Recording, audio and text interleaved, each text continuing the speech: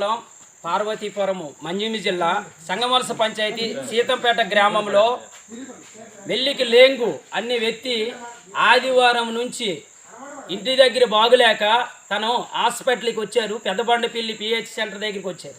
అయితే వీళ్ళైతే వైద్యం అయితే అందించడం అయితే జరిగింది.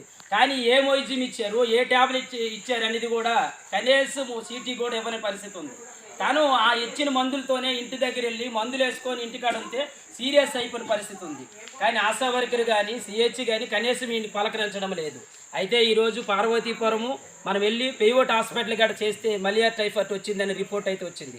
పార్వతీపురం మండలంలో ఉంటున్న ఐటీడీ పిఓ గారు జిల్లా కలెక్టర్ గారు వెంటనే స్పందించి ఏ ఆశా వర్కర్ అయితే మా సీతంపేట గ్రామానికి కేటాయించారో ఆవిడైతే విధుల్లోనైతే సక్రమంగా లేదు, గ్రామాల్లోనికైతే రావడం అయితే సక్రమం లేదు.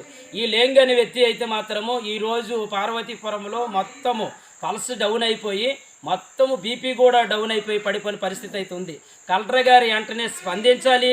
మన సంగమవలస పంచాయతీలో సీతంపేట గ్రామంలో ఏ ఆశా వర్కర్ అయితే ఉందో ఆమె అయితే మాత్రం చాలా నిర్లక్ష్యంగా ఉంది.